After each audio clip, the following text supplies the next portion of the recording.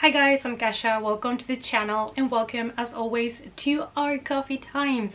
Today I decided to put together a list of some movies for you guys just to have a good time. It's coffee time. I just realized the other day when everybody was watching Army of the Dead on Netflix that many people were saying, you know, this movie is flawed, but it is exactly what I needed. I just needed to have a blast, to have a good time.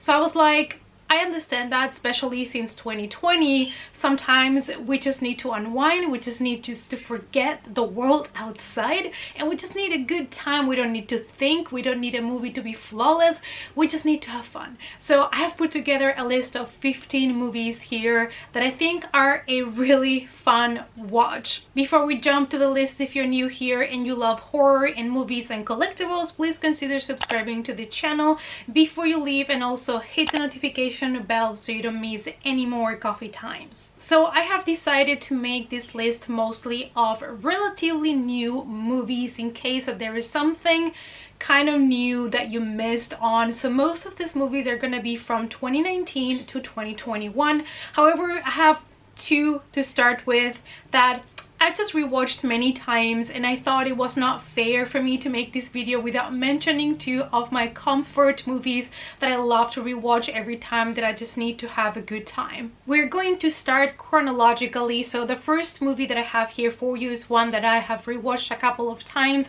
and that is Zombieland from 2009.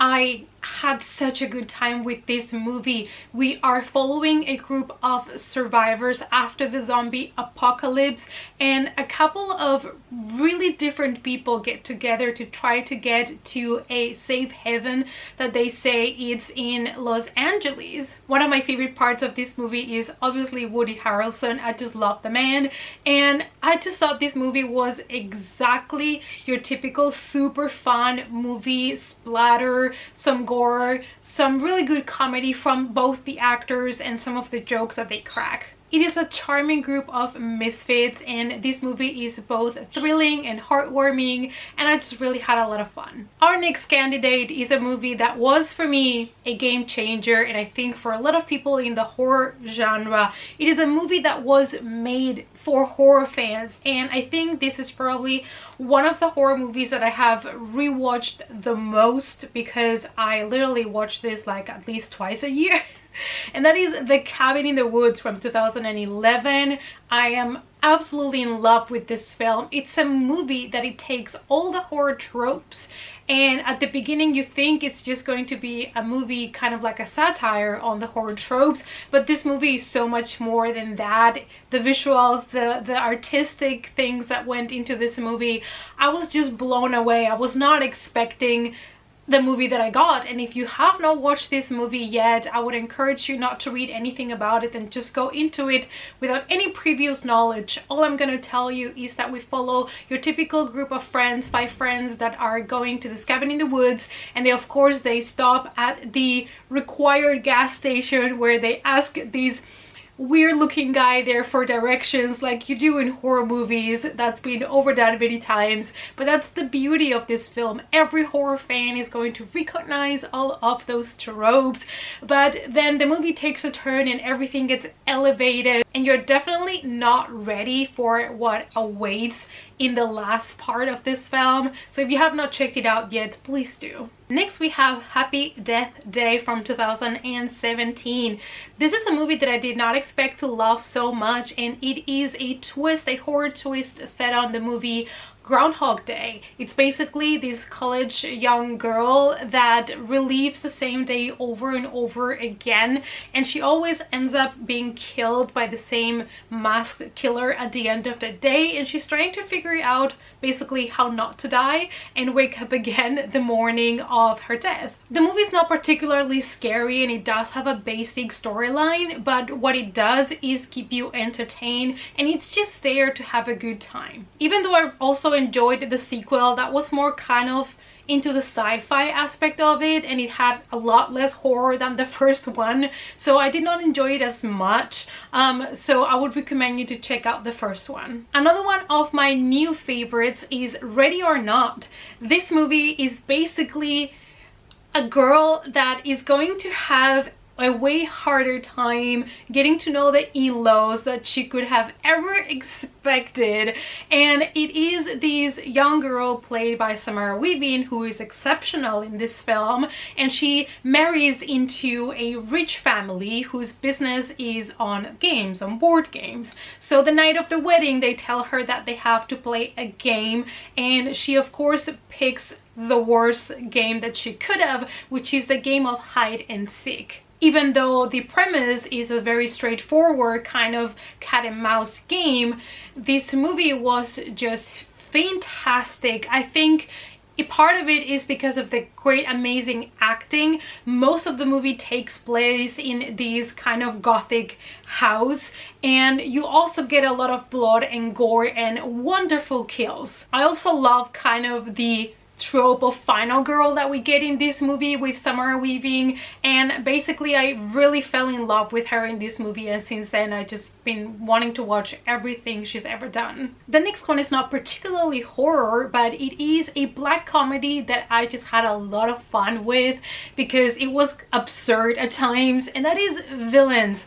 And in this movie we follow two amateur robbers that are running away after robbing a store in their car, and the car basically runs out of gas and they just knock on the door of the next house that they are able to find because they are in the middle of nowhere, and that is when the fun begins. I love that this movie is at times unpredictable. There is some nice twist to the story, and also it's a movie where you never really know who are the villains and who are not. And another one that it's not exactly horror, but I have watched just recently, was on my list and I finally got to it, and I had the time of my life. I know this movie is not perfect, it's far from it, but it was just a lot of fun, and that is Guns Akimbo. We follow this poor guy that works as a video game developer, and he's kind of like a loner, and one day he kind of, you know, gets on the wrong foot with the wrong people. There is this kind of underground real life deathmatch game in which people basically have to kill each other, and it's really popular, has a lot of people that watch it, and he kind of not purposely gets involved in it and gets put into the game. Basically this movie is super simple. It's just a lot of bunch of amazing action scenes, and that is what the movie is about. Don't expect here a too deeper meaning. The movie is also not flawless, but what I can tell you is that you're gonna have a blast with this movie. I love Daniel Radcliffe in this film so much, and his cute shoes. This poor guy didn't even ask for it, and you're gonna feel for him so bad. And you know, this movie has a lot of blood and gore, which I really appreciated, even though it's considered a comedy action thriller. For the next movie, I think this requires a very specific type of viewer, which is somebody that doesn't mind things when they get extremely absurd, and that is Yummy. I watched this movie at the Fantasy Film Fest, and everybody was laughing so hard because of the absurdity of the movie. We follow a couple that are driving to this kind of clinic where the woman wants to get a breast reduction because she has like huge boobs, and once they get there, there is an outbreak. One of the patients gets loose and causes a zombie apocalypse. And honestly, if you're gonna watch this movie, you just have to be there for the ride. The humor can be basic at times, but it works, and it has all types of indecent jokes that you can imagine, and this one is there for people that just loves a lot of gore, visceras, and all of that good stuff in a zombie movie, and a lot of absurd moments.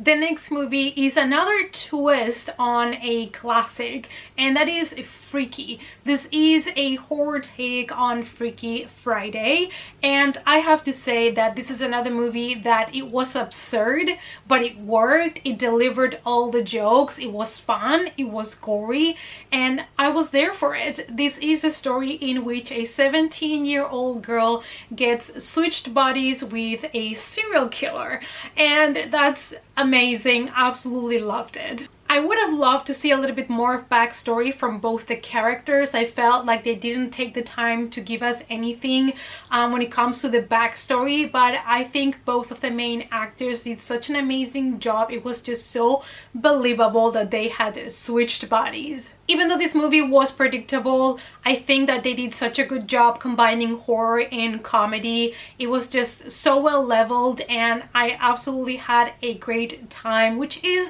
what we're here for today. Next we have Spontaneous. We follow two seniors that they realize life is shorter than they think. It is a school in which suddenly one of the students auto explodes and nobody knows why, but it seems to be something in their blood, which means everybody else is in danger to just explode all of a sudden without any type of explanation. This movie, as well as others that I have mentioned here, is a movie that you don't really have to think too much about it, even though it does have the hidden message of, you know, every day could be your last, make the best out of it.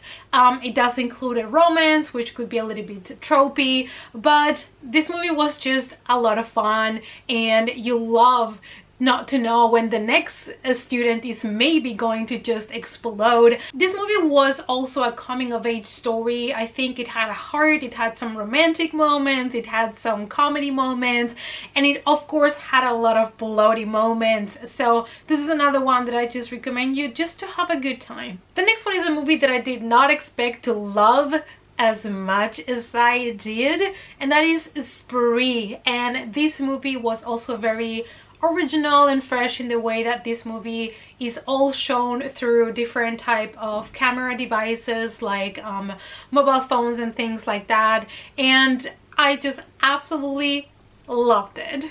We follow this guy that is desperate to become huge online, and he doesn't even know what to do anymore. He's obsessed with followers, with view counts, and he comes up with this new idea of a program that he wants to do, and it's going to turn into a deadly ride. Even though you know kind of where this movie is going, it was very innovative, and you didn't really know exactly how our main character was going to react or what he was going to do next, and that is part of what I absolutely love this movie. You see this guy progressively getting more and more messed up in his head, and it's also kind of a commentary on social media and people that get really obsessed about the views and the comments and the clicks and all of that, and anything they would do to become famous. Next, let's talk about Psycho Goreman. I have been seeing a lot of people talking about this movie right now, and I watched this last year in the Fantasy Film Fest. To me, it feels like it's been a year since I watched it,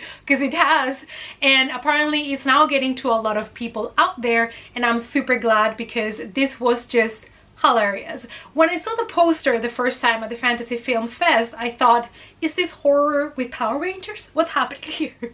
And that is exactly what I got, and I thought this was such a fun time. We follow these brother and sister that one day they're playing in their backyard, and they find this amulet that is going to basically connect them to a superior being. This being that appears to them, they name it Psycho Goreman because it's PG. And this movie is just so bizarre. It's just so weird, and the jokes are just out of this world. I just absolutely love it because this movie, you can see that it was done with a lot of heart, and even though it was absurd at times, it worked really well. I especially feel like the little girl in the movie, she did such an amazing job, and this is definitely for people that don't mind movies that are extremely bizarre. And it's also a movie that didn't have the hugest budget or anything like that, but it's still a good time. Another one that is good for a family movie is Vampires versus the Bronx. And this movie I watched also not having like super high expectations on it, and I also ended up enjoying it more than I thought that I would. And it's a movie that also has this hidden message of, you know, people and communities being kicked out of neighborhoods, so it does have kind of like a more political background to it, but in the end is a bunch of kids trying to save their neighborhood from a group of vampires that have just moved in. This movie can be a little slow at times, but I thought it had a lot of heart. I loved our group of kids, and I loved the vampires that we had in this movie. It was just fun, and I think this one is perfect to watch with kids because it was not too intense, too extreme. The next one might be a controversial pick because I don't think everybody really enjoyed this movie as much as I did, but that is The Hunt.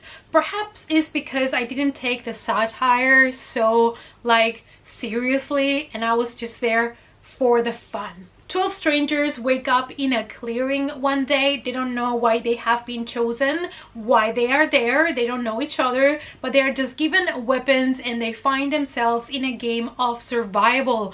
Normally, everybody should be dead really quickly, but in this case, we have a couple of characters that are not gonna die so quickly. The Hunt is a comedy with horror elements, and it is a satire that it's not going to be a comfortable watch for a lot of people because it does talk a little bit about politics, but honestly I had a good time. I loved all the jokes. I didn't think they were too much, but that is just me.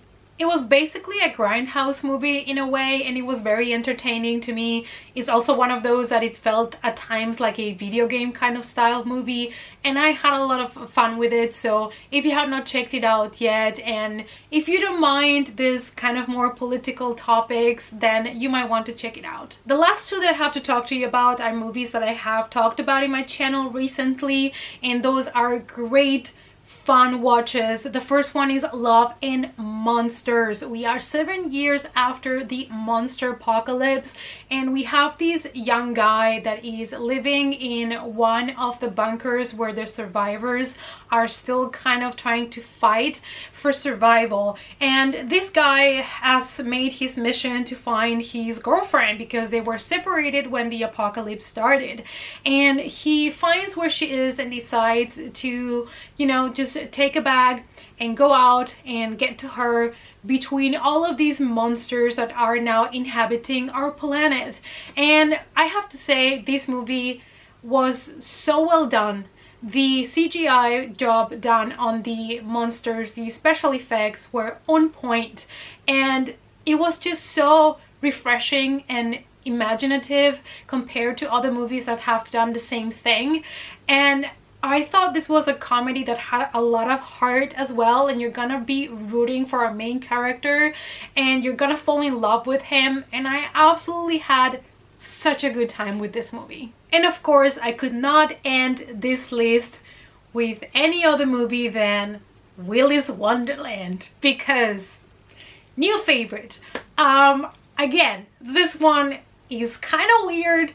It might not be everybody's humor, but it was definitely my cup of tea. I think if you love Nicolas Cage, if you've loved him in recent movies like Mandy, even though complete different movies, but I think you get what I mean, then you're here for the right reasons. We follow here the character of Nicolas Cage that basically doesn't speak in the whole movie, and he is driving his car when he gets a flat tire and ends up in this teeny tiny town, and they gave him a deal. They're gonna fix his car for free, but he has to stay one night at this kind of fun park. So they leave him alone in this fun house and they expect him to be cleaning all night, and what he finds there is some animatronics that are going to come to life during the night, and he's going to have to fight against them. That is the pitch, that is the movie. If that sounds good to you, please watch it. Don't expect like a lot of horror elements to it. It's not really scary, even though there's a couple of jump scares, but I think the beauty of the movie is just the character of Nicolas Cage and seeing these super cool animatronics come to life. This is a movie that it's not gonna require much thinking from you. It has some cliche stuff, but it's just a lot of fun. When it comes to the pace, this movie had that typical stop and go kind of timing from the 80s slasher movies, and I think that they captured that so well in this movie. Honestly, for me, the best part here was seeing Nicolas Cage being funny without even talking, and the animatronics, I absolutely loved them. They were hilarious, except that kind of pixie, she was really scary AF. Who thought about this pixie? Like, who came up with the idea? Like, she's terrifying. Alright you guys, so this was my 15 movie recommendations. If you just want to turn off your brain, just have a good time, have a blast, enjoy a movie, even though some of these are not specifically flawless, but they're just there to have fun. I hope that you enjoyed the video. Let me know down below which other movies would you add to this list. And thank you guys as always for watching. Please give the video a big thumbs up for support. Also, sharing is caring, and I hope to see you all guys in the next coffee time. Bye.